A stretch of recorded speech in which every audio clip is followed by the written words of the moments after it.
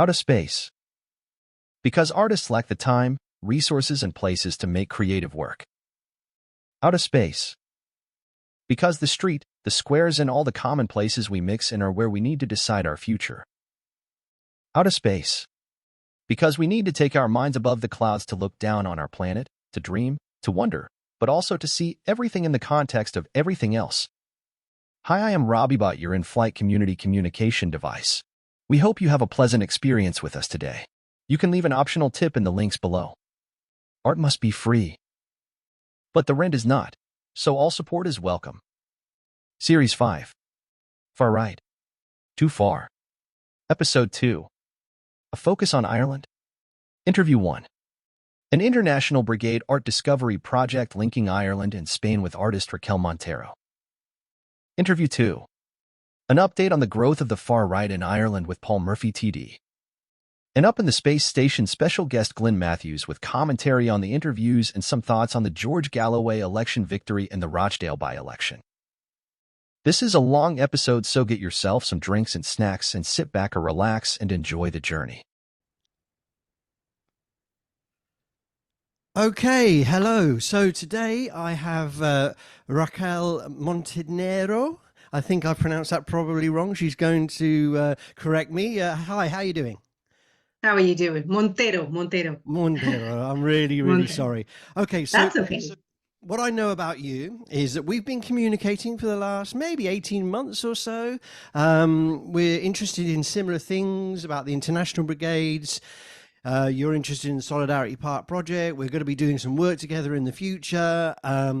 And that's how I know you. I know that dance is part of your artistic form and things like that. But I don't really know that much about you. So who are you? Tell us a little bit about who you are.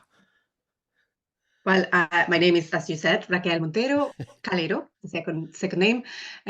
I'm born in Cordoba, Spain, south of Spain, and I've been faffing around the country, and then finally I landed in Ireland, and I'm in Ireland. I'm an artist, multidisciplinary artist, so I do write plays, perform, produce the plays, visual art is another aspect, and I'm working on research about the Irish who got involved in the Spanish Civil War and the impact that the Spanish Civil War had in the art scene.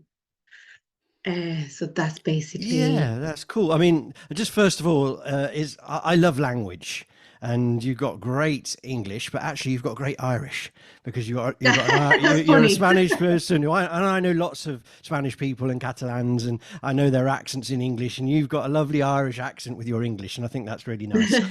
But yeah. For the listeners, you're a Spanish person from Spain, from Cordoba, but you do your art and your life in Ireland these days. How long have you been in Ireland? Yeah. 7 years. Okay, so you're quite established.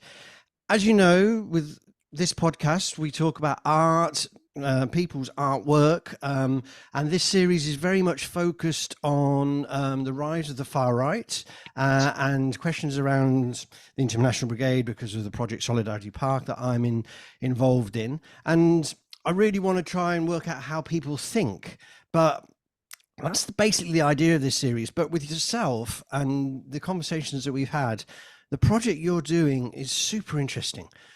So could you sort of outline it for us, what you've been up to with this particular project around the International Brigades? Yeah, it all started because I was assisting another artist, Irish artist. He's Tom Meskel. He's doing very well. He was working at the time in a project about the 1916, an Irish event, big event, talking about politics, and he was living in Valencia for a while as well, and he mentioned these international brigades, which I've never studied in a school, high school, college, because we weren't told, probably because I suppose history is told in different ways depending where you are based. Because I spoke to people from the Basque Country and they have studied different things from the same landmark, which is the whole peninsula, right?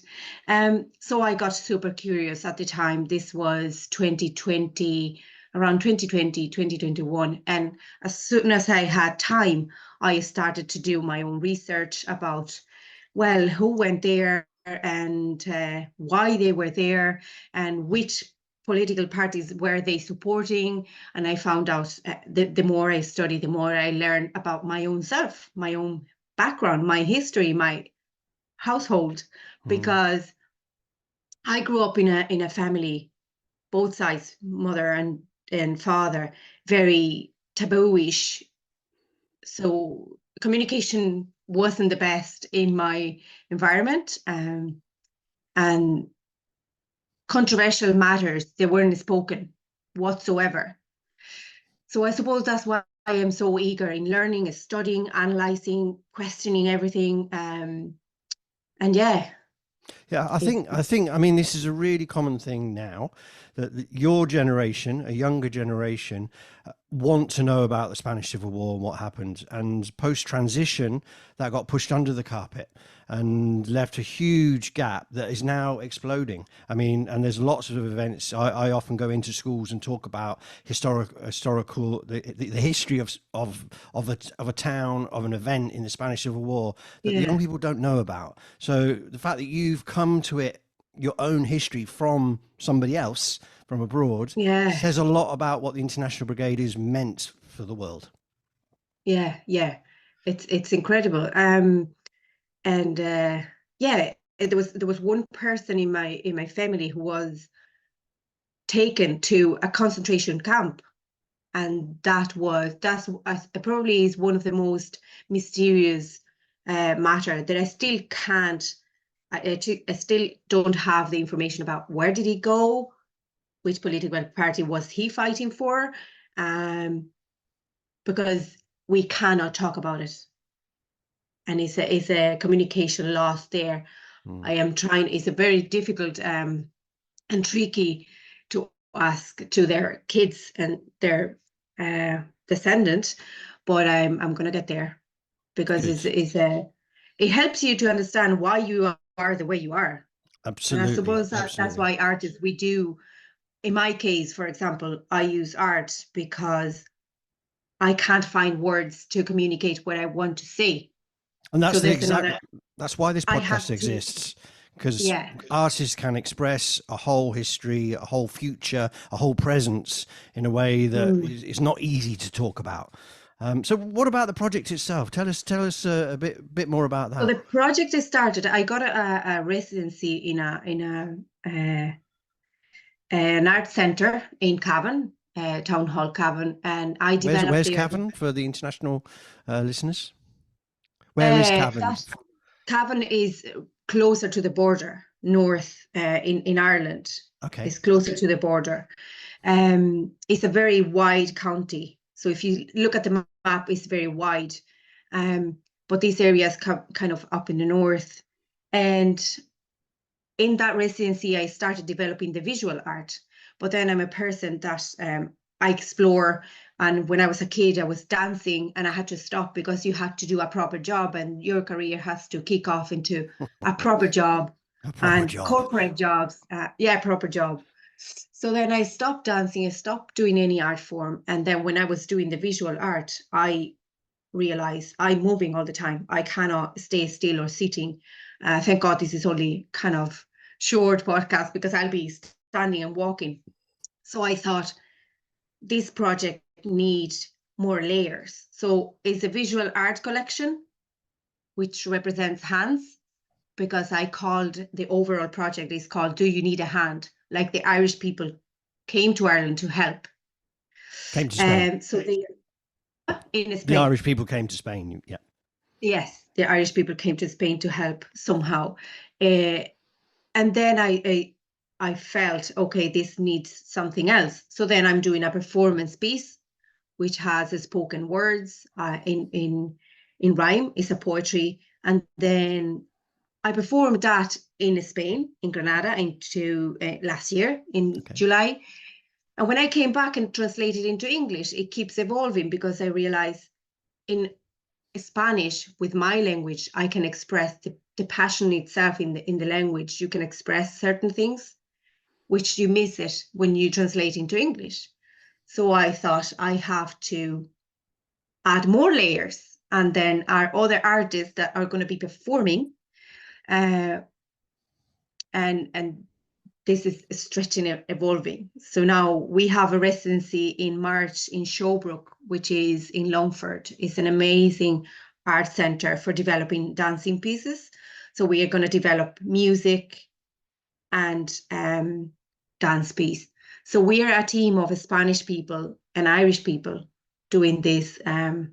Okay, so in a way, it's like reconnecting some of the unity that, I mean, because the International Brigades, they came from all over the world. Many came from Ireland, and obviously the fight for freedom and for struggle and for a socialist world and all these kind of things. Very important historical moment. Yeah. Something that we need today, and we'll talk about that a little bit later. But it's interesting that your project is a mixture. So you're not the only Spanish person involved, no? No, there is another Spanish girl from Seville. She's a flamenco dancer and singer, Rebecca Sanchez. There is a Spanish guitar player. Both of them, the Spanish guitar player is Juan Jose Manzano. Both artists are well established in Ireland. We met in an art festival, and when we have conversation or we go for rehearsals, we are from different part of the country, but we find out that we have very similar roots. And then we have an Irish dancer, contemporary dancer, Jessie Keenan, and music producer Oren O'Brien.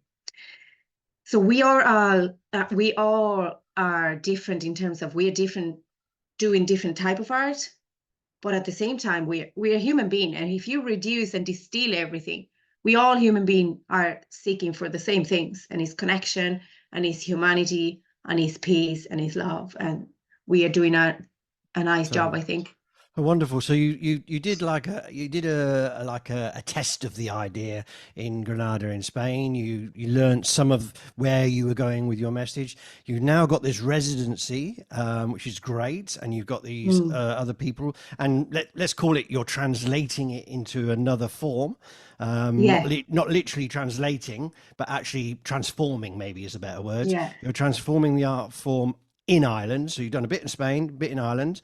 And for listeners in the future, not this year, but in the future, she'll be doing it at Solidarity Park Festival, but not this year. But where are you going to go with it this year after you've done the residency in March? For how long have you got the residency for? Yeah. Then what we do you have do with it? 12 days residency there, and then we have a show agreed in Rammer Theatre in Virginia on the 12th of October of this year. We are super excited because that theatre is very special. It's very special. It's in a church. It's built in a church, which could be people disagreeing, but I love it. I love it. I love this. The soul in the building is amazing. And when I moved in the area, I was driving with my partner in the car, and it was being renovated. And I said to him, one day I'll be acting there. And this is what I wasn't even thinking of acting at the time. I wasn't prepared at all. But I said, one day I'll be acting there. And he laughed and looked at me. It's like, I don't have a doubt it. It's difficult, but I don't have a doubt it. And I was acting in October last year, and I'm going to perform my own show there in October this Wonderful. year. So, and we'll publicize it on the podcast and all our social media when it comes nearer the time. What you said there was something very interesting, and you talked about the church, because the church and the question of the Spanish Civil War is a big, heavy issue. But Ireland itself has a big church heavy issue. And I don't really want to go into religion on this, but I'm interested. I mean, we talked a little bit before about where you've been, and I know, because I'm based in Barcelona. You did live in Barcelona for a while, and I think you mentioned something about the Basque Country too. And you're on the north-south border. You're in Ireland. What is all that? How do you think about all that? The national question of the world, if you know where I'm coming from. Does it have any influence on your expression? Yes, it is something that I've always realized. It's like I'm always in the middle of controversial situations. Welcome to my house. Yeah. Uh, and I feel, is that something that human being we're drawn towards when you're rare or grew up in a very conflictive household or whatever, you tend to find answers in another conflictive situations or so then I realized, well, I was living in the Basque Country, which for local people in the Basque Town area, for local people, some of them would say no, is the Basque Country, and some people, local people, would say no, this is Spain, and I'd be in the middle listening and try to understand both sides. And then I was living in Barcelona and it was happening the same again. There were local people very nationalist Spanish wise and very nationalist Catalan wise. And I was trying to understand both sides. It's like I'm not leaning towards any of them. I just want to understand why people try to divide when it's better to be together, unite, and being more peaceful. But it's lovely. And then I'm here, obviously, because I'm a foreigner, I'm an outsider. I don't see the conflict as harsh as I would be perceiving it in Spain, in both places like Barcelona or the Basque Country. I have a completely different feeling, but I can sense the same between people from the north and the south sometimes. Just remember now, I was in Derry in 2017 in Derry. Some people would call it Derry, some people would call it Londonderry, but is a very controversial area. And I'm a foreigner and I'm not from there, but I could sense still the pain in the air, if that makes sense. No, absolutely. Yeah, absolutely. I mean, obviously, I'm an Englishman living in Catalonia during tremendous events in recent years. Yeah. And, it changes your mind. And, I always had a very simplistic view as a stupid Englishman of national identity. I just didn't like being English particularly, quite easy really. And then to understand that somebody could be so passionate that their national identity actually has two sides of it. Sometimes it's very reactionary and sometimes it's super left and it's super proud and it's something that people have the right to be. Which kind of brings me on to another little question that I wanted to sort of draw out of you, because I'm interested in your experience, because we're both artists and that's what the show's about. It's come to my attention, and it's why I'm doing the show on Ireland, that the far right is growing in Ireland, and there are attacks on immigrants and these kind of things. Has that crossed your table? Have you noticed those questions in Ireland? Sorry, I haven't really come across to any extreme situation because I live in a very remote area. But I'm aware because my partner is very passionate into politics, and so he listened to the radio, he watched things, and then he transferred to me. And apparently he's been very well. I've heard about the people being in Dublin very, very annoyed about situations recently. I haven't come across to any far right moment when I feel, but it is a well known, or people are speaking about it. I'm at this current moment in my life, I'm very immersed into my bubble and trying to find answers rather than. I think that's what's interesting about us as artists, because we're like these little bubbles that do sort of pop in, and we feel the energy of what's going on. And you're talking indirectly from your partner, and it's similar for myself. So we live in this bubble, but we also feel all this anger, energy, frustrations, and the like. I mean, on an international scale, in Spain, I mean, you're obviously aware of the rise of Vox, and you come from a conflicted family. I'm scared about that. I'm like, will I go back to Spain again? Yeah. So yeah, when I heard last year, when I was more into trying to find a venue to bring my show to Spain and blah blah blah blah, and I saw there were certain theaters being closed because of the topic of the plays. I'm like, is this for real? Mm. Is this happening nowadays? How could it be possible? Which is that is as far as I know, as far as I can see here, that's not happening in terms of they are not being banned. We are not being banned yet. I don't Mm. know. Would I see, and it's very tangible everywhere, is the consumerism and capitalism, which is at the end of the day is part of a connotation of the far right. Yes. Yeah, I think that's an Because important thing to. It's a very important because thing to say. with the understanding of wealth and well-being, it is wrong. It's a message that is wrong. You don't need a Porsche. You don't need an iPhone 12 for being happier. And people are aiming for that, and that is wrong. And that's probably what the message that the far right is as well giving. It's like, we are here because we have this car and this phone and this thing, and you don't deserve that. Or Mm. um Yeah, I mean, I think the relationship. I think some people think, oh, there's left and there's right, and there's left and there's capitalism, and then on the capitalist side, there's far right and yeah, fascist, and there's different tendencies, and on the left, there's different tendencies as well. We shouldn't ignore those differences, and certainly in the Spanish Civil War, that's a very big issue.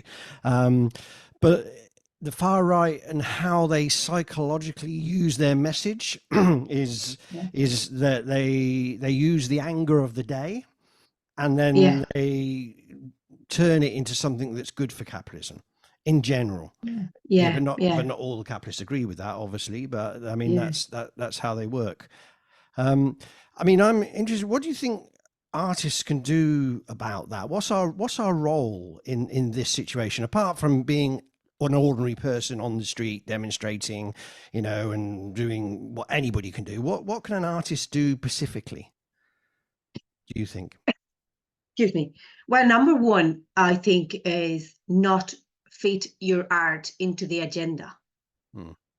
It's like, I want to say something. Like my first show ever, like I wrote the play and I perform in the play, and it was very controversial because it's about emotions and feelings, and it is not a pleasant, colorful, nice. It is something that you leave the theater and you're like shocked, and you might not be able to talk in 3 hours because Hmm. of the language, because of what you see, because of it's shocking. But it is a fact. We cannot ignore certain things. So I want to say that. And I knocked doors and I knocked and I tried until somebody said, okay, Raquel, your show is nice. It's good for the purpose. It's good for the night. We'll do it. But I don't fit my art into the agenda. So if you really want to give a message because you truly believe it, don't don't put it in the drawer because you need funding. So you're fitting your art into the agenda of the politics, because Hmm. then you've been conditioned and the message is gone. You're not doing the message. You are selling your soul. What we do is, I can't do corporate jobs because it's within this line in this box and doing everything all the time in the same office and this square with the wall and electricity, computers, and I can't do that. So I do art. That's why. That's one of the reasons. So if you fit your art into the agenda, it's again conditioning. Yeah, It's it's limiting. perfect. It's perfect for my final question, really, Yeah. which is I'm going to ask all guests on the podcast for this series about neurodiversity, because you said something there and I was like, great, I loved it. That Mm, don't fit your art into the agenda. Now, mm, neurodiversity is a big thing these days. It's yeah. I'm dyslexic. When I went to school, they didn't really pick it up, but they kind of knew, but nothing happened. And then I've spent my life dealing with things that I didn't really realize. And now that neurodiversity is a much bigger question, people are talking Mm, about it. But artists, I think, are particular, and I'm quite interested to not to define anybody as anything, because I mm, think capitalism is the diverse part. and we are all different. But I just want to ask you, what do you think about neurodiversity? Does that ever cross your mind? Does it form part of your thinking, or what? How does that question hit you? I just want a very raw answer. It is part of my practice as an artist. I do facilitate workshops, and I do work in projects in schools with neurodiverse kids. So I am in direct contact with them. And what I understand with neurodiversity, we are trying to find labels now, because for hundreds of years, thousands of years, we try to put 25 kids in a room, sitting on a table, which we are electrons and things moving. You can't be sitting on a desk for 8 hours, 6 hours. You cannot do that. So we've been doctrined or disciplined to do that for several years, for generations, because of fear. Because you've been bitten if you haven't done that. If you're not a good kid and you're not quiet and still, how can you do that at the age of 7, 6? We are cells moving, boiling, creating and growing. How can you do that? So for years we've been killed, as in being sitting on a chair and a desk. And now we are discovering, okay, we're not all the same. We cannot be sitting on a chair and a desk for 6 hours. So we are realizing we are all different. We all have different needs. So that's, yeah, I mean, I think the bit where you said earlier that you found you couldn't work in the corporate world. I mean, for me, I have the same problems. I mean, I find it very hard to work in any straightforward job. I have done them and whatever. I mean, but even in corporate worlds, even bright lights and these kind of things, little white lights, I should say, neon lighting in classrooms. Because I do go into a lot of classrooms. I do a lot of work with students. But lights on a stage, I was a drummer in a band, and flashing lights and out my head on whatever I was on at the time didn't bother me at all. So it's very interesting. Because the other one is clinic. The other one is clinic. Okay, yeah, so it's like a hospital. Yeah. Yeah, so we're talking here about how all people have some version of diversity from the norm. I think that we can accept that. But how, I think the point you were making, which I liked, is that we're conditioned to be a certain something, where maybe we're conditioned to go to work every morning, and as artists, for some reason, we've chosen to identify as artists. I do definitely identify that. I identify a number of things, but my first call is this freedom to be, I'm going to think, fuck you. I'm going to think about this and I'm going to express it in a way that comes to my head. Now, you may not like it. You may not want to buy it. You certainly normally don't want to buy it. But, how to express ourselves. And I think for me, with neurodiversity, we close people down. We don't allow expression, and art therapy with people with mental health issues has always been like a very positive thing. But so yeah, so do you think of yourself as neurotypical or neurodiverse? Have you ever thought about it? I've thought lately, because I've been my education was well straight, so I was the good girl, because that's another podcast as well, men and women and all that. What Yes, I definitely. was, and I am a good girl. I have very imprinted what a good girl and a good woman is.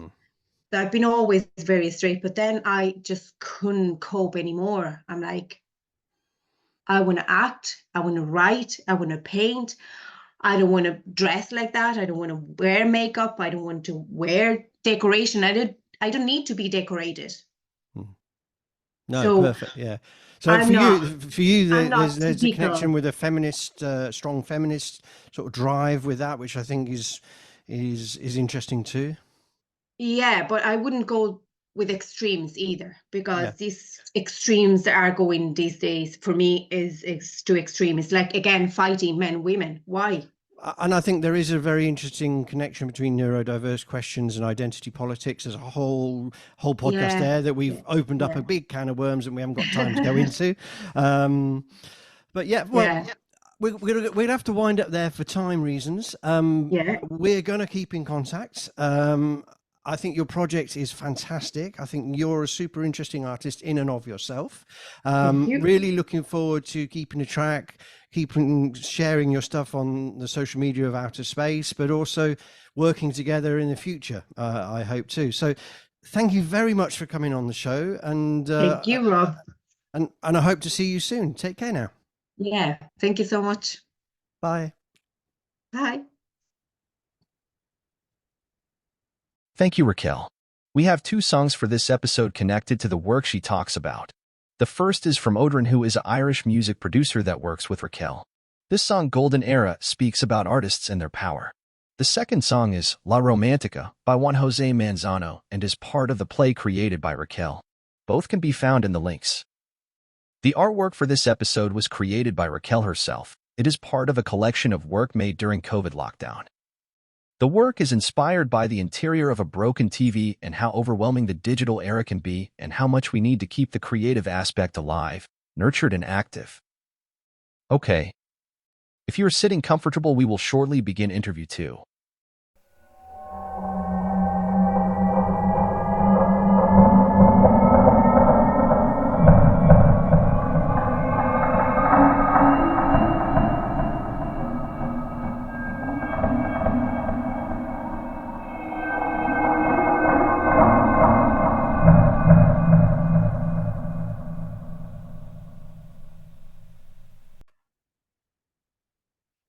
Okay, so I welcome Paul Murphy. Paul is a TD in the Irish Parliament for Dublin South West, I think. Hi, Paul. How are you doing? I'm good. Thanks for having me on, Thank Rob. you. Well, I've known Paul for quite a long time. You're in the People Before Profit group in the Parliament. I think you're in the Rise network within that. I know that you went on a flotilla towards Israel-Palestine a number of years ago. I know you were very high profile in the water charges. You're a champion of working class causes, using the Irish Parliament as a platform for those struggles. And also, very importantly to me, you were one of the first people to sign when I was pushing for Solidarity Park to be a monument, and I made my first presentation to the local council. I had your smiley face name on the bottom of it to try and give it some credibility, which was that's at least 8 or 9 years ago now. So that's how I know who you are. Do I miss anything? No, that's who I am. That's all I am. You're also a new father as well, which I think is true as well. That's true as well. Yeah, just dropped our baby off to the creche there, so they've been at the creche this week since Tuesday. But yeah, that's a good description of who I am. I'm an eco-socialist who happens to be in Parliament. Okay, yeah, perfect. Well, the reason I've got you on the show is because this series of this podcast of Outer Space is still about the arts, and it's still about international struggle and the connection between the two. But specifically, we're focusing on a number of questions that I think are important. And one of them is the growth of the far right internationally. And so we're doing different podcasts. We're doing shorter interviews than I did before, with the idea of getting a couple of different views on what's going on with the far right in different countries, so we can analyze it on a global way and start to understand what's going on here and how we can combat it. So I've got you on the show very much to explain what's going on in Ireland, because from a distance, because I'm in Catalonia and I follow the news internationally, but not all. But I can see that there's been a rise of the activity of the far right in Ireland, and I know that you've been involved in that. So I wonder if you'd give us a bit of an explanation of what's going on, what kind of growth have they got, what are they up to, how are they arguing their case, what can we do about them? Yeah, I mean, on the surface, they've kind of come from nowhere. So Ireland, I would go to international socialist meetings and everyone would be talking about the struggle against the far right in their country. And we would say to people, oh, we're very lucky in Ireland. We don't really have an organized far right. I mean, they were like minuscule, tiny groups that might try to have a meeting once every 2 or 3 years. anti-fascist activists would find out about them and the meetings wouldn't go ahead. They were just really, really minuscule. And they have made, we just have to be honest, like a significant breakthrough over the past number of years. There's a load of factors behind it, I think. Things are obviously multiple things come together or whatever, but like in short, I think there was big working class movement around the water charges struggle, which you mentioned. That high point was kind of 2014, 2015, 2016, beginning to decline. Then there was big steps forward in terms of social progress driven from below. We won abortion rights, some kind of basic trans rights were won, marriage equality was won, all pushed from below. There was then a decline in activity in society generally in terms of progressive social movements on the left. And there was a backlash in sections of society against the progress that we had been seeing. And so the anti-abortion campaigners and that referendum, I think, brought together different aspects of what is now the far right. So a kind of Catholic, hardline, authoritarian, just kind of deep roots in Irish society, historically speaking, lots of resources connected to American money, with kind of newer conspiracy theory kind of type. So it created those connections. They made some decisions around there in terms of investing in media projects. Like there's a right-wing media project called Gript, which has achieved quite a degree of prominence at the moment. And they made decisions then that didn't seem to have any immediate impact. They were still extremely marginal. But then a few things have happened which I think have enabled them to take big further steps forward. COVID, I think they saw as an opportunity.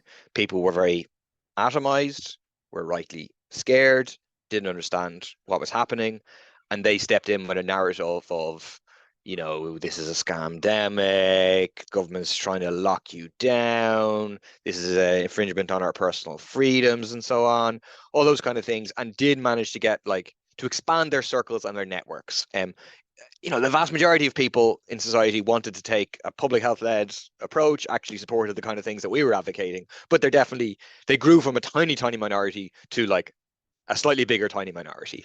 Then the war on Ukraine, the invasion of Ukraine happened, significant increase in immigration to Ireland and asylum seekers. I mean, Ukrainian asylum seekers are treated differently in Ireland. They're not officially called asylum seekers, but from our point of view, they're refugees from a war, just like refugees from Afghanistan or Syria or wherever else. But we went from about 10,000 a year or less coming actually to over 100,000.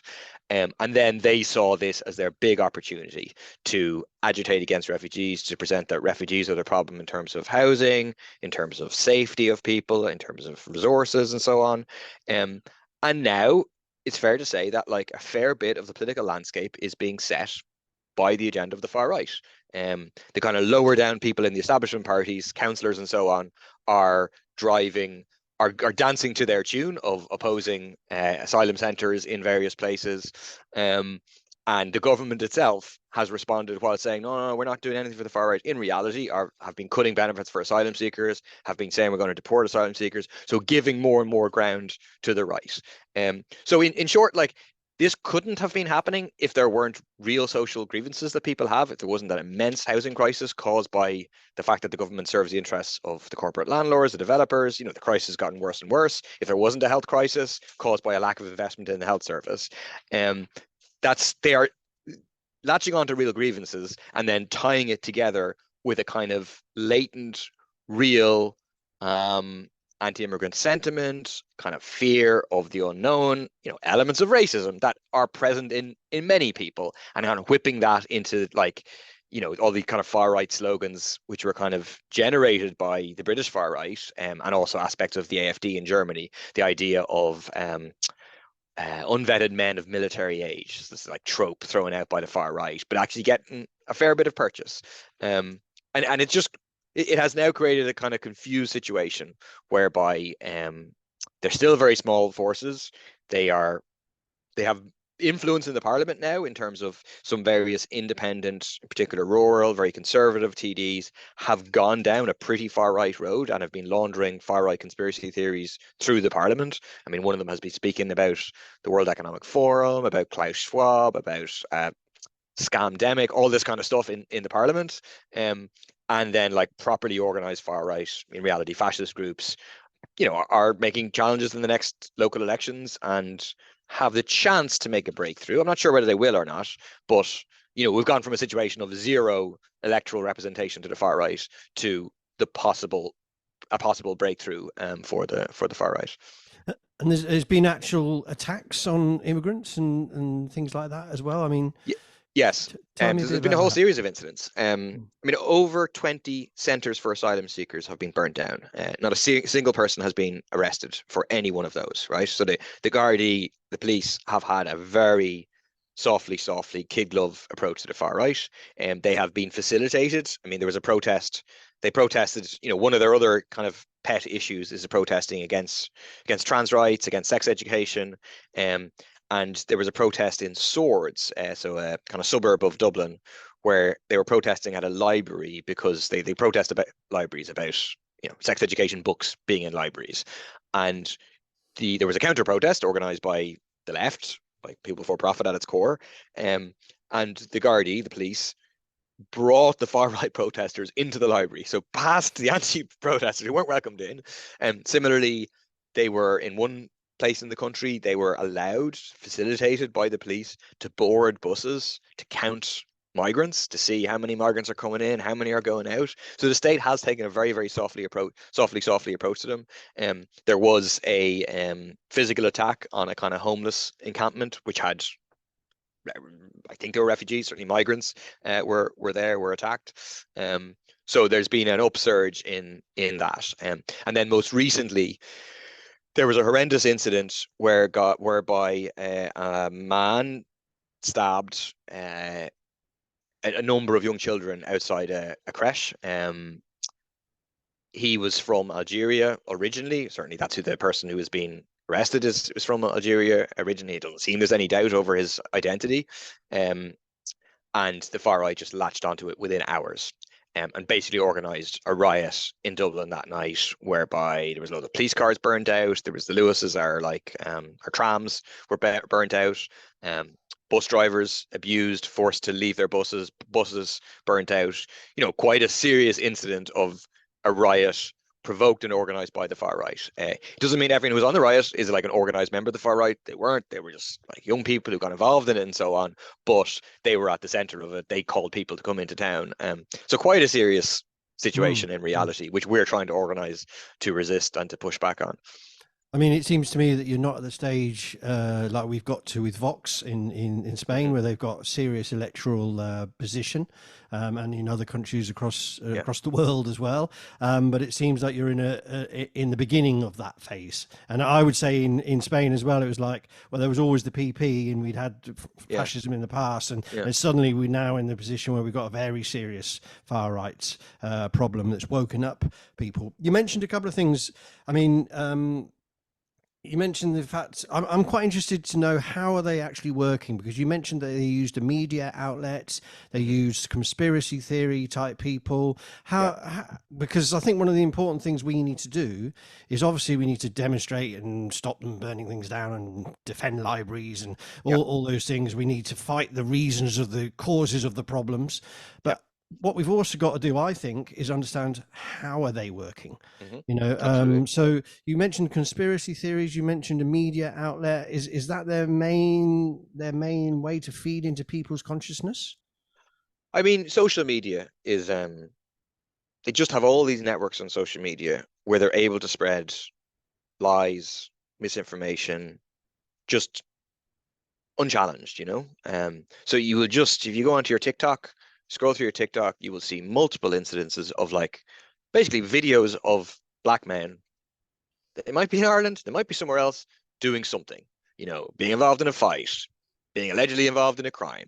And it's said look, it's just there's any crime happens that involves someone who is not white Irish, they broadcast it everywhere and create this impression of we're overrun with crime because we've allowed all these people in. And again, playing on basically people's fear of black and brown men is the thing that they quite consciously are playing on. So that's the other aspect is the question of social media and how they're able to use it and how the algorithms are pushing people down these dangerous rabbit holes. I mean, I think the answer, and it's a big answer, but is to create the real sense of community, a different identity for people, a sense of collective power. Like, if we had those things, then this wouldn't have the kind of impact that is happening. Like, this is happening in the context of a decline of the working class movement, where there isn't an upsurge, where people don't feel powerful to look up at those who are responsible, but get this information in an atomized way and feel a bit more confident to blame those who are even lower than them, those people who are on less than 40 euros a week, living in horrendously cramped over asylum centres, So I think that is also a big question. If we had a social movement led by the left on housing, or it could be on cost of living or anything, that just... I'm not saying that's an alternative to confronting the far right, pushing the back. We also have to do that, but I think that would just create a much better environment to be successful about it. I mean, I think we're in the internet information age, and everybody, including me right now, can be a broadcaster with no fact checking at all. Which obviously I always do a disclaimer. I don't really know what I'm talking about. That's why you're on the show. I mean, I think that is an interesting factor that that sort of let loose. They use the conspiracy theories and whatever. What about? It's like are they inspired by other international far right movements? It's almost like, it's a funny thing. National Socialism is Nazism. Mm-hmm. And the word socialism's in there, and it's like a cross use of terminologies. And so, are they, on the one hand, are they inspired by international movements, and they're like trying to make Ireland great again? Is that something that comes out? And also, is there any sort of what I've come to understand as diagonalism, which is like getting more historically left type figures? And sort of co-opting them into the freedom struggle. Is any of those things happening? Yeah, that's an interesting point. Maybe to start with that one. So the form that what you call diagonalism takes in Ireland is presenting themselves as Irish nationalists, and that there's an irony in that because of the point about international connections, which I'll come to in a minute. So historically, Irish nationalism obviously had different trends to it, but it's it is a nationalism of the oppressed rather than of the oppressor. It's a reaction against British imperialism. It's historically in solidarity with the people of South Africa, with the people of Palestine. It sees itself as, we're on the side of those who are oppressed, not those who are doing the oppressing.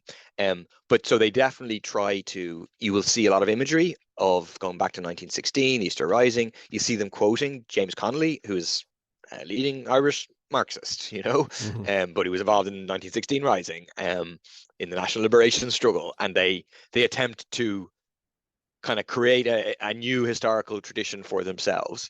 There is an irony because they are connected to international far right groups. They're connected to, one of their big guiding influences is kind of remnants of the old BNP in Britain. There's different splinters and so on, but there's one called Nick Griffin, Patriotic England or Identity Britain or something like that. Right, there's a guy called Collett, Jason Collett, I think, and there's been a number of so these people who are linked to Johnny Adair, like scumbag, loyalists, terrorists, support the British state, think that Ireland should be back in Britain, and there's a definite connection there. There's a connection with loyalism in Britain.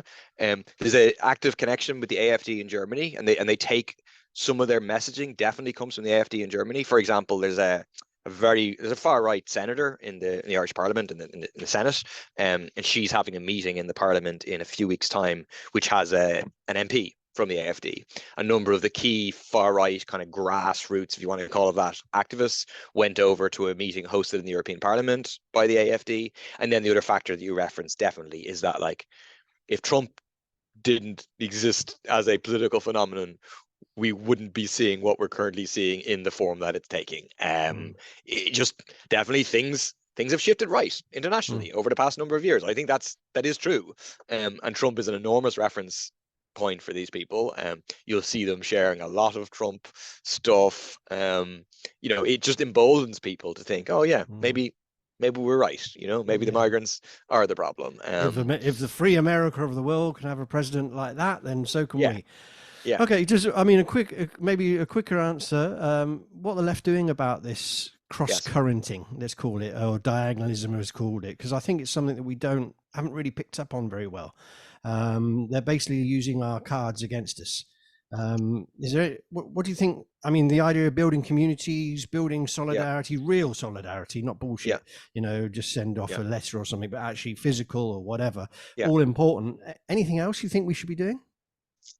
I mean, there's a lot of different strands, and it takes up a lot of our time now in reality. There is, like you mentioned, the physical protection of asylum seekers, and putting ourselves on the line to ensure that those most vulnerable in our society can't be physically attacked, which I think is a necessary thing to do. It's not a comfortable thing to do, but it is a necessary thing to do. Counter-protesting and trying to kind of drive a wedge between the hardcore far right and those who are influenced by their ideas, and who another day could be influenced by our ideas. We shouldn't... Some people who are now influenced by them in the future, we want them to be on our side and to realize that, no, I was going after the wrong enemy at that stage. Trying to have broad mobilizations against the far right to have an impact. Like we had on the 18th of February last year, big protest, maybe 30,000 people, and it had an impact. It pushed the far right back for a whole number of months, because they can't mobilize anything like that. I think at the most, the biggest protest they've had is like 1,000, maybe 1,500 people, right? So they're having an influence, but they're not able to mobilize people on a massive scale yet. That point could come. So we're attempting to do that again. This now will be the first Saturday of March. Will be effectively attempted to do that again, under the banner of Stand Together against kind of racism and hate, for homes, services, healthcare for all, rights for all, that kind of messaging of like, there isn't a scarcity, it's an artificial scarcity, the wealth at the top.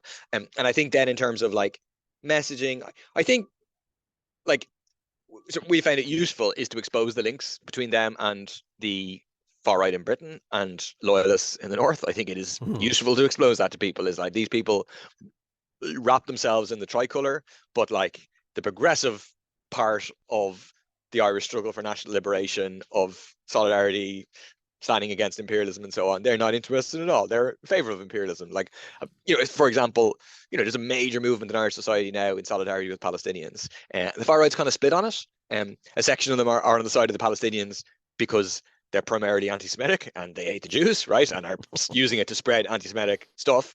But then another section are with Israel because US imperialism is with Israel, and they're they're like white and they're not Muslims, and Muslim Islamophobia is the main thing used by the right. So the far right is kind of split on that, whereas your average working class person in Ireland has no question, even though they may have doubts about how many can we take, etc., etc. They know that the side to be on is on the side of the Palestinians. So also issues like that can, I think, help to create an alternative narrative where people realize there's kind of, in simple terms, a right and a wrong side to be on, and to be on the side of the powerless rather than the powerful. Cool. Thank you very much. I mean, that's a good report. I mean, that's why I wanted you on the show. I wanted to give us a bit more from the front line. Just to finish off, I just want to ask you a question that I'm asking every single guest that's on this series of the podcast, because it's one of the sort of sub ideas. The main idea is about understanding the far right and the questions that you've raised and how artists particularly respond to that. But I also want to ask about neurodiversity and neurotypical. And I don't expect anybody to know an answer. It's a bit of a question out the blue at the end of each interview. But what do you make of that? Because I think there's something unfolding in that world. As a person who's always been dyslexic, and I thought that's been who I am. I'm nothing else. I've suddenly become so fucking hell, Rob. There's more going on in your head, and actually people are talking about it now. So what do you make of that? What's your take? Yes, I think it's a really interesting question, and I'm definitely not an expert at all, right? But when you messaged me about this to say we'd ask about this, and I thought it's interesting because like I am just becoming aware of it as a topic of conversation. Like you're saying, I think there's a bunch of people realizing that they're not quote unquote neurotypical, they're neurodiverse or whatever. My like very undeveloped thoughts on it is that I would say that in time we will come to see that neuro whatever is a spectrum, just like gender is a spectrum, and that people fall all along the spectrum, and like it may become an important point of struggle, in the sense of, like, it's saying that society needs to be made for people as they are, as opposed to thinking that people are this way, quote unquote neurotypical. People are all sorts of different ways. Again, like in terms of gender. And if you look at like the kind of revolution in people's attitudes that is happening in terms of gender, where we are like the progressive view, and like in lots of societies, a majority view, I think, although people aren't very sophisticated about it, of course, they don't have the whole science or whatever. But people basically, there's a progressive working class attitude of like live and let live, let people be whoever they are, and facilitate them. That there's no, the agenda of the right is to say that if you facilitate people being trans, you're like in some way diminishing other people's rights, I think to the rest of society and so on. And I think the same kind of thing will apply here. There's a very interesting correlation for me about this question as an emerging question and the identity politics, which has been huge over the last years, and has very, very positive aspects to it and some negative aspects to it. And it's a big debate on the left and a divisional one, as we well know. And I think as this emerges, it's quite important that the left starts to be aware that it's a source of anger in people. It's for me, it's one of the things I've suddenly realized. Why do I get angry? Because actually I'm quite a nice guy. Why do I get frustrated? Why can I never hold a job down? Why and I think as this, and if you go on Instagram now and you accidentally start watching one thing, on neurodiversity, you will find your feed full of people who are getting thousands and thousands of hits, and I worry about the far right and when they wake up to this, how they might play it. So I do think it's an important question that we need to think. So have you ever considered that you're neurodiverse? I haven't really, to be honest. I mean, I do think it's a spectrum. So, I'm not sure there's such a thing as neurotypical, but I don't think like someone I'd be relatively close to, you would know actually, has recently discovered, like you're saying, these things that are going on in my head. I have ADHD, I'm not neurotypical. I certainly haven't been through such an experience. No, but it's an interesting one because one of the things I've been thinking of is it's actually capitalism that's diverse to humanity, and I think that was the point you were kind of making before. And actually, we are all different, so we all have different sized noses and whatever. But there are some sort of physical, there are some scientific sides to these things as well. Anyway, Paul, I'll leave you on that because it's interesting to get your opinion. Really thank you for the stuff on what's going on in Ireland. Hopefully, we can keep in touch with you and we can share the information that's going on there, because for me, one of the reasons for doing this podcast is about artists themselves organizing, uniting, bringing people together, because we're quite diverse set of people, but we have a particular way of doing it. But I want to link with more political people who think more politically first than artists first. That's the idea of the slight change in the podcast. So really thank you for coming on the show, and look forward to seeing you again soon. Thank you, Rob. Okay, bye for now.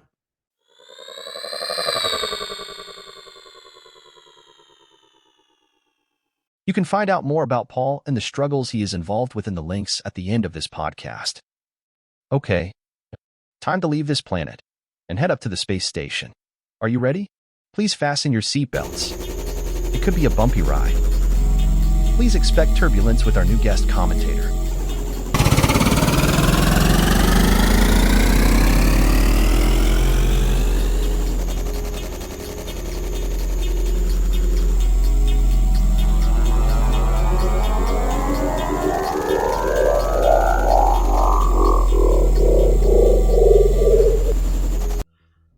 Okay, so welcome to the space station.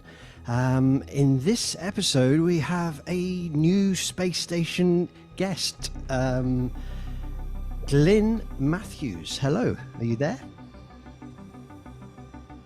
Yes, good to be here. I've been a long-time listener on the podcast, but first time in the space station.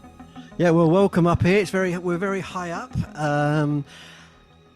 First of all, I think two things. First of all, let's explain how we know each other. From my memory, I've known you for maybe 25 years-ish.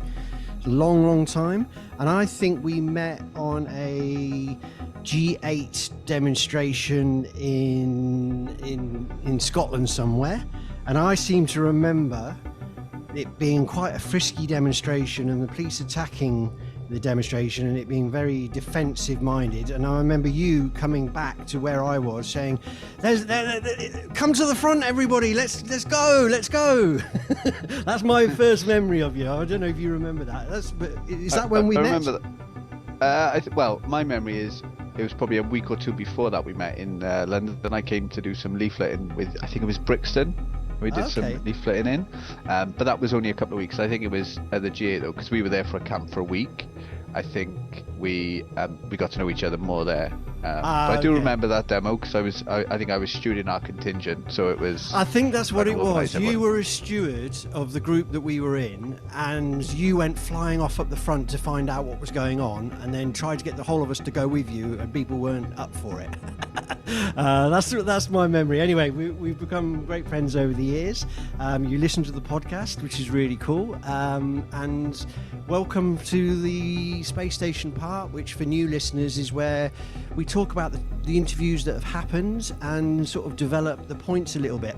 Before we go into that, I just want to do something new on the show. I'm going to interview a guy called David Gray Hammond on neurodiversity, probably next episode.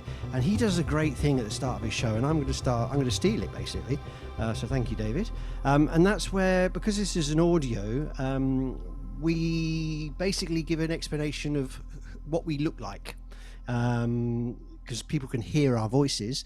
But also, who we are a little bit. So obviously I'm Rob McDonald. I'm in a small office in the middle of Catalonia. It's got whiteboards all over the walls with lots of writing of different plans. It's reasonably tidy for me, although I've got a cup of tea and some water. I've got grey hair. I'm sort of Northern Germanic, I would say, probably. Big blue eyes and crooked teeth. Not, it doesn't sound very nice, but I think I look okay. So that's who I am. Glyn, who are you? What do you look like? And anything else you want to add about who you are? So there's a lot to follow there. So I'm in quite a sparse spare bedroom / office kind of setup, which is much cleaner than normal because I haven't been working in the office recently. I've been working in my workplace, so I haven't had a chance to make a lot of mess in it.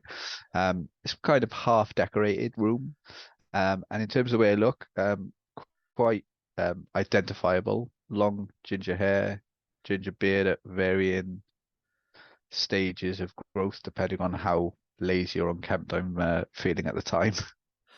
Okay, and I mean, I know you as an activist over many years, but what do you do? What trade are you in? What work do you do or not do? I work in call center sales environment. Okay, cool.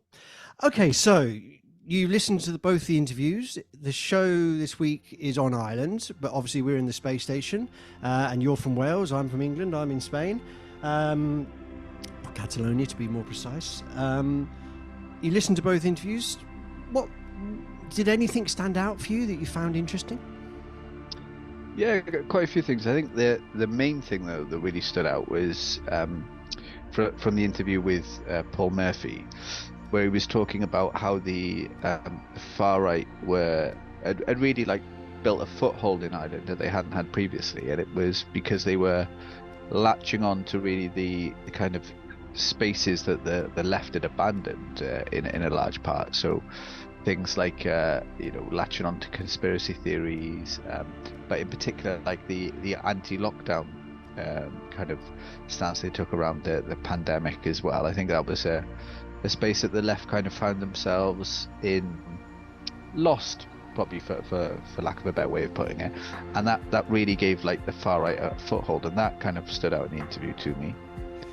Right, so I mean, he talks about the right not really, just being a bunch of nutters really before then, and having a very small sort of foothold, and then because of COVID, they managed to be a slightly bigger bunch of nutters. Is kind of what he was saying, but they got some leverage because of the conspiracy theories. I mean, what I seem to remember from lots of the left at the time saying, well, after COVID, there's going to be a big left turn, you know. But that's not really how it seems to be panning out. Or is it? What do you think? I think it was right to point that there was potential for that, but I think, you know, it wasn't just going to manifest itself organically. There needed to be the groundwork done for it, and I think there was a lot of confusion around the lockdown measures and kind of the opening up. Like in Britain, for example, you had the policies of eat out to help out, and it was all about reinvigorating small businesses. But you had, you know, two reactions to the pandemic. There was the science on the one hand, and there was the economy on the other hand, and they kind of contradicted each other. And there was a huge gap there for the left to put forward kind of a people's recovery to the lockdown measures, which you know, wasn't really happening. And I think without that people's alternative, then there's no way to funnel that anger of ordinary people in a positive direction and see that like surge left. So what you're saying is that, you know, like there was a vacuum. You know, everybody was surprised. I mean, there's nobody that was aware that. I mean, there were people that warned that there would be pandemics. That was definitely on the cards, and the way that the environment and industry function, you know, and there had been other outbreaks. So it, you know, in hindsight, it was definitely on the cards. But everybody was taken by surprise, and we still live in a post-COVID world where things are different. So in what way, we're talking here about a vacuum that the far right managed to move into. How did they move into that, and why? What could, I mean, you talked about a people's response. What could the left have done different, do you think? I think the left kind of almost shied away from responding for fear of getting it wrong, and therefore there was a lack of a response. And I think the big advantage these kind of far right groups have is they don't care if they've got it right, you know. Right, they'll just say whatever and go for it. So you're saying, now, yeah, that's an interesting point. It's because, like you're saying, basically, because the left is more honest in general, let's say, we're more concerned about the health of human beings and whatever. That we were slow to react. We didn't know what to do. It was a new situation, but the right didn't give a monkey shit, and they just wanted to gain an edge. Yeah, I'd say that, and I think because of that, I think the left has to put that like extra effort in to react in a rational way, which it didn't do, but that enabled the right, you know, the far right populist groups who don't care about the truth or honesty to fill that gap relatively easily. I mean, why was the left not ready, do you think? Is it because we're divided into so many groups and sections, or, I mean, in Ireland, is that the case? Is that why we didn't respond? Because we didn't have the organisation? I think it's partly the organisation. I think it's also partly over the last decade, I'd say that the left is struggling to come to terms with the modern world in developing new theories. It's too reliant on the old. However, though, I think it didn't really come up in the interview with Paul all that much, but I would say that Ireland was almost an exception to that rule, where I think some of the people on the left in Ireland, Paul included, did react in a much more positive manner. You know, there were a lot of things that Paul did in particular around you know, organising in factories because of the spread of COVID there and the lack of restrictions. So I wouldn't say the left entirely was left wanting, but you know, there were some exceptions. But largely, I think they were just hesitant to grapple new things, you know, and too reliant on theories of the past. I mean, I think there's some interesting stuff here. One is that, I mean, Paul alluded to it in his in his discourse that actually it's the problems in society that created the space for these people to latch onto. So this is a problem of capitalism, the lack of housing, the lack of healthcare, these kind of things. Very important. So the social issues were there. Then a sort of human crisis happens. The left is frozen, let's say, not all, as you've pointed out. And then, the discourse of the far right start to, let's be very, very, very generous and say they were a bit more creative and would say anything to get a foothold. They use sound bites. He talked about social media. He talks about maybe using modern technology, particularly when we were all online, basically, weren't we? That the online reaction grew very quicker on the far right. Maybe they had the resources to do it. They were thrown in, whatever. What hits me though is because the other interview with Raquel was very much about obviously it was connected to the International Brigade, the history of the left and how heroic some of the left could be in very difficult times and times of war. But she also talks very much about thinking outside the box, being creative. I think if I get the quote correct, it was don't fit your art into an agenda, which I think between the two interviews, although they're quite different, they're both on Ireland, and the idea of this podcast is to try and sort of edge towards an understanding of the whole of the far right development, but obviously focusing in on one country. But this idea of being creative and saying things differently and catching the wind of the mood of society. And the reason I mention all that is because although this is not going to be a show on this, I don't think when we're recording this a day or so after the election of George Galloway. And when we're talking about the growth of the far right and the response of the left, I'm not sure that we can not talk about it. Both these interviews were done a week or two before that phenomenon had taken place in English politics. For the international listeners who may not know too much what we're talking about, you probably will soon enough with George Galloway. But there's been quite let's say a big change in the by-election in Rochdale with George Galloway winning that election. Can you first of all explain what happened very briefly there, and then how does that fit into the discussion we're having?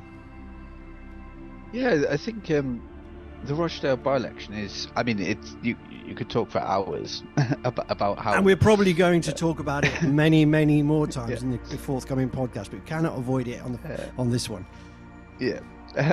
So, you had a very unique scenario as well where, Labour didn't have a candidate. They withdraw support for their candidate because of some remarks he'd made. So it left the doors open anyway for another candidate. But you had George Galloway, who's won as an independent under various labels at different by-elections over the last 20 years, who had previously been a Labour MP before being expelled from Labour at the height of the Iraq War, was able to win.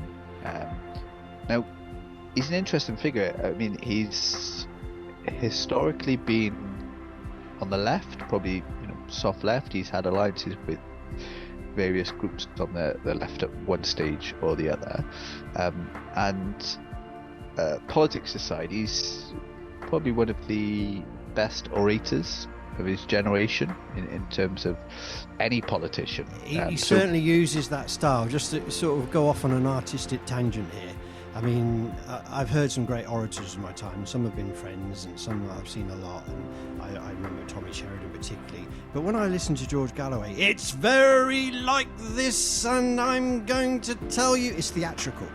I actually don't like his performance, but it does catch the attention. So it's a slight tangent, but I just thought I ought to mention that for our theatrical friends. I think we'd probably disagree on that point. I think he, content of what he says aside, I think he's a fantastic speaker.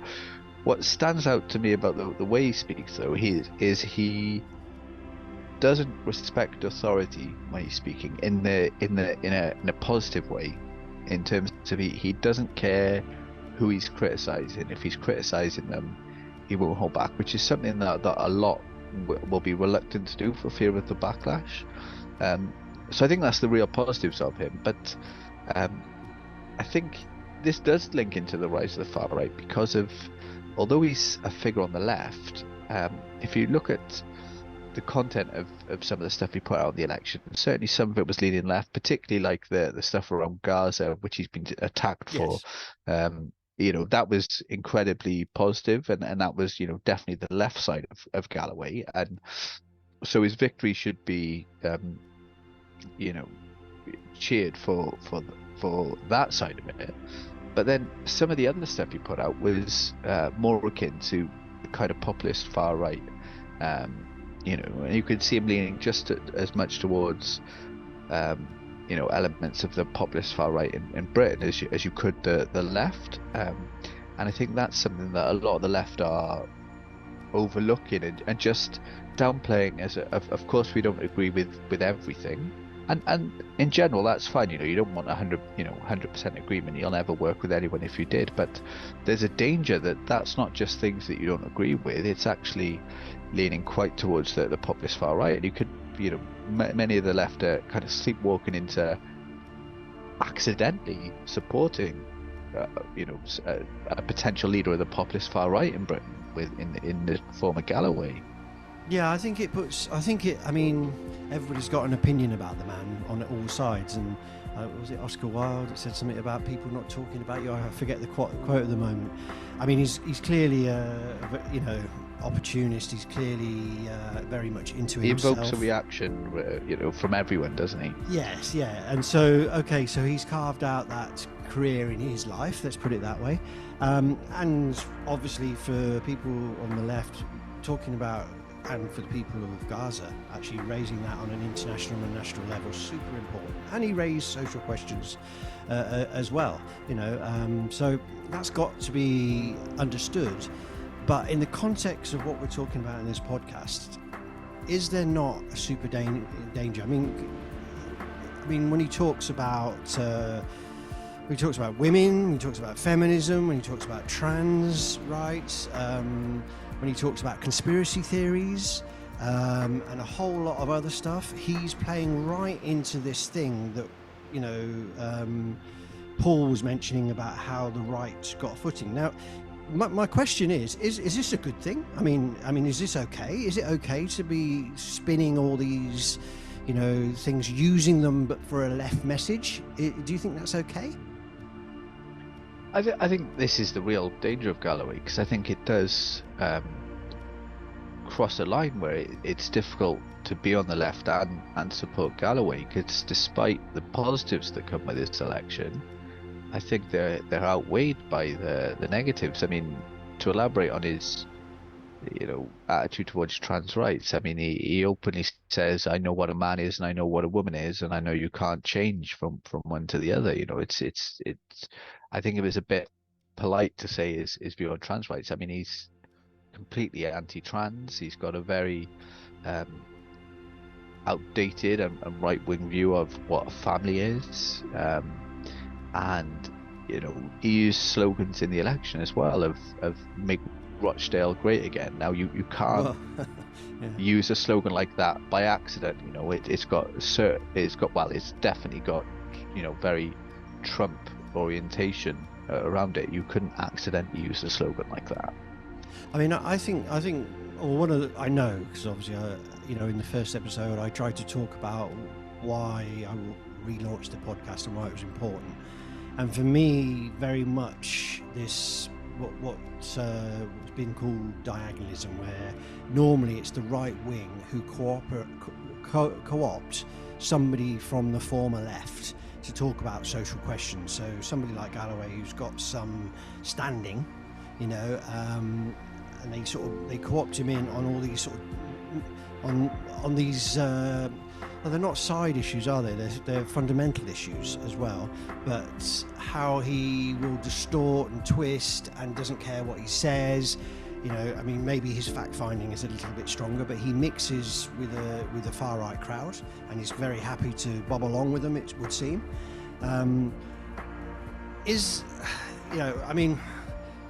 At what point, where would you draw the line with him? I mean, we don't know what he's going to do. We don't know how he's going to act. He's a maverick at the best of times. is this what we need in the world left view? And also, is this? I mean, you're in Wales, so obviously Welsh and English and British politics is all tied up, and obviously there's a closer connection with Ireland as well. And so, is this what the left in Britain, if you like, is this what they need? I mean, certainly any kind of breakthrough and breakdown of the main parties is positive, but I fail to see how lining up behind Galloway with some of the appalling things he's said in the past, but also what he's advocating now. I mean,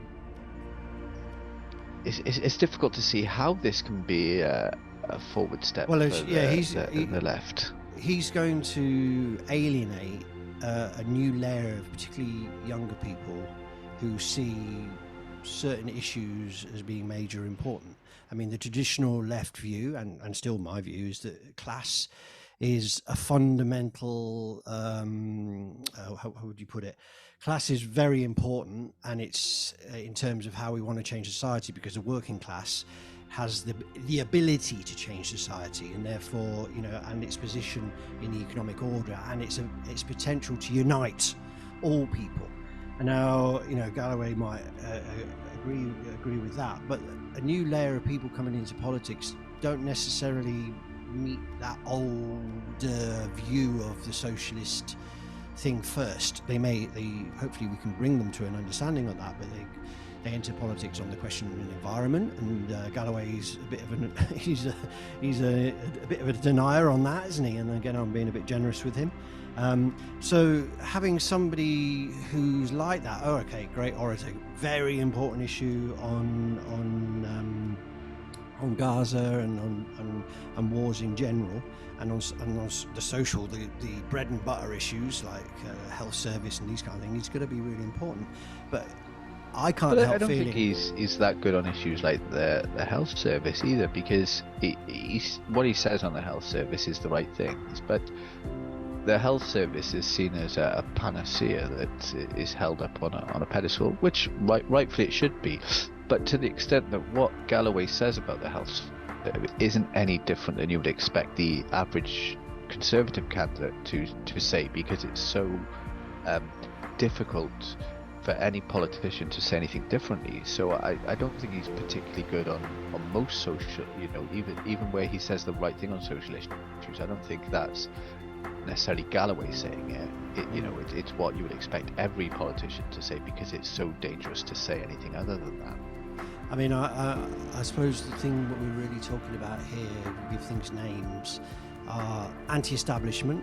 Well, he ticks that box, but so does Nigel Farage, and so do we.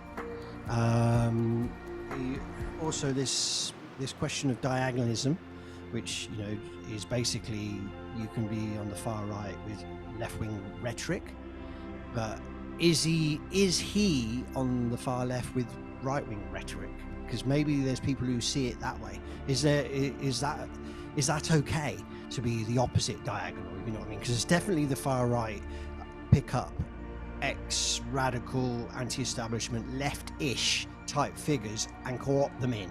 Yeah, that's definitely how they work. So is George Galloway just doing the same but from the opposite angle?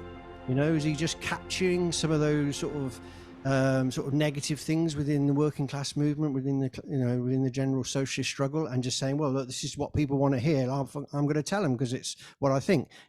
Is that really dangerous, or is that just a tactic? I think I think it is dangerous because of the things that he, it's not just one or two issues. It's quite a plethora of issues that he's commenting on. But also, knowing Galloway, what he's done over the last 30 years, that, he one thing he can never be accused of is not saying what he thinks. Yes, that's true enough. So I think, what he's saying, he believes. He wouldn't say it otherwise. Did he believe it 20 years ago, though? When he was with doing and maybe last time I get my times muddled up, but when he was in Respects, I never heard any of this. Is that because he's responding to the new world that we live in, the post-COVID sort of conspiracy world? Is it just him being an opportunist and thinking, okay, here's a vote catcher? I don't think it's opportunism, no, because I think he didn't have to say that he didn't believe in environmental, climate change, or he didn't have to say that he knew what a man was and he knew what a woman was. I don't think those were election deal breakers. I think he would have won regardless of saying that or not. So I don't think that was something that he was being opportunist on. But I also don't think he thought that 20 years ago when he was in Respect. I think it's I think a lesson that both you and I have learned over the last few years in particular is that what you thought in politics previously isn't necessarily what you think today, and that's probably a topic to return to. Yeah, no, actually, I think changed. I think how things can change, and I think Paul maybe it's a good way to finish on because it's on a positive note, because Paul was talking about what we needed to do, and I think he came up with some really basic but important points. And he talked about this idea that we want to win people away from these right-wing agendas. This is part of what we need to do. We need to put some alternative to that. And that we are in I'm sure this is somebody's horrible ex-election slogan, but it's a battle of minds. We need to win over the other side. So people who are caught up with the far-right message, people who are caught up with the negatives of George Galloway, put aside some of the positives. Is that not the battle we need to be having? Is that not where we need to focus our action? No, absolutely. I think that's the key really is and I think it probably comes back to the beginning of what we were saying about how the far right were able to get the foothold. It was taking up spaces that have been neglected by the left, and I think that battle of ideas it needs a left that goes on kind of an offensive of ideas, that the left is developing ideas in depth that can combat some of these ideas that are coming out around different conspiracy theories, but not just developing the ideas. Paul mentioned in the interview, for example, their use of social media. I think that's something that the left is lagging behind on and needs to catch up, and that would make a huge difference, I think, and it start winning minds over to more positive and that is the danger of what Galloway does, because we need to win those minds over, but he's not putting an alternative to that. He's pandering to that, whether he believes it or not. That's what he politically represents. He represents a left-wing message, but he also represents the new right-wing. Would you agree? Absolutely, and I think that's the danger of the left holding Galloway up as an example.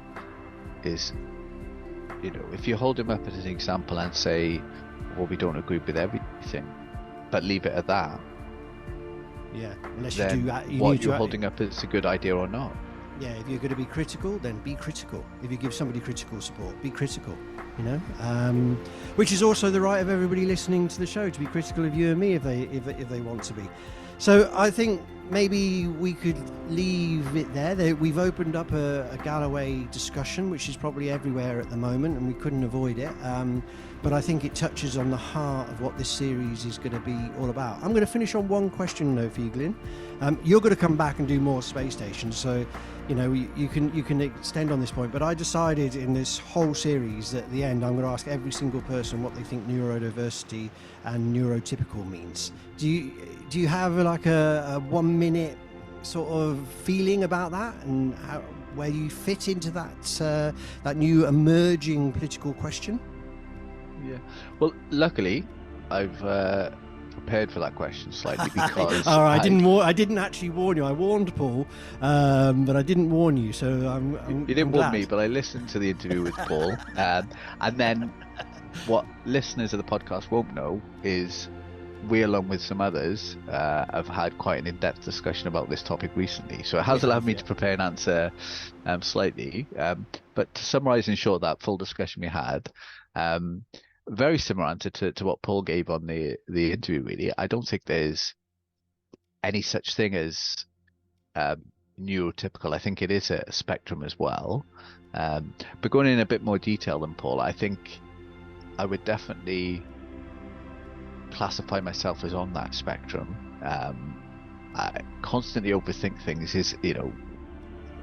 thinking that social interactions come normal to some people, and whilst I can pass as giving off those normal interactions, I think I'm overthinking it in my mind, and I've come to the conclusion I don't think there is any such thing as neurotypical. We just told a neurotypical version, but much the same as Paul gave in his interview. I think it is a spectrum, really. And I think maybe there's some of us who are on the spectrum where it matters, if that makes sense.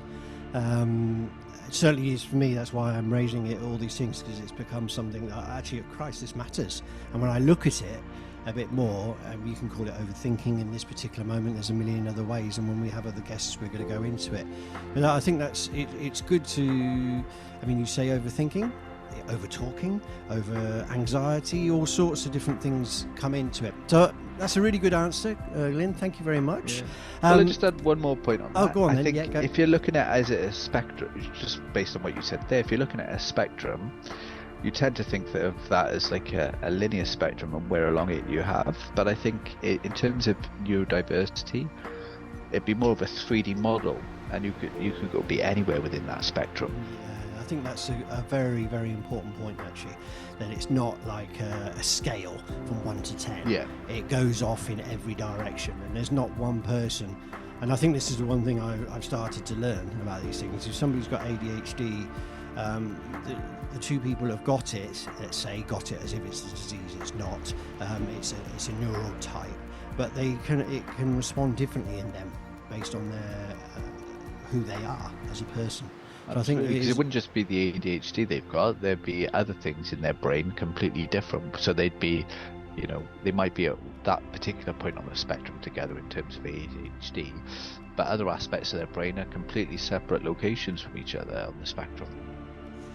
Brilliant. Well, we're going to finish there, Glenn. You're going to be back on the space station. We're not sure which show you're going to do, but thanks very much for coming along, and thanks for your points of view. No problem at all. So thanks for allowing me on the space station after listening to it so much. That's why you're allowed on. Anybody who listens can come on this show. I'm easy. Okay then, Glenn. Bye for now. I'll speak to you soon. Thanks, Rob. Bye.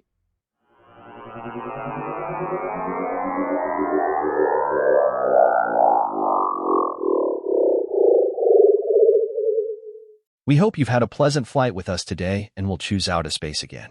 After leaving the space station, if any of you have any strange or weird feeling and are wondering about your human neural type, don't worry.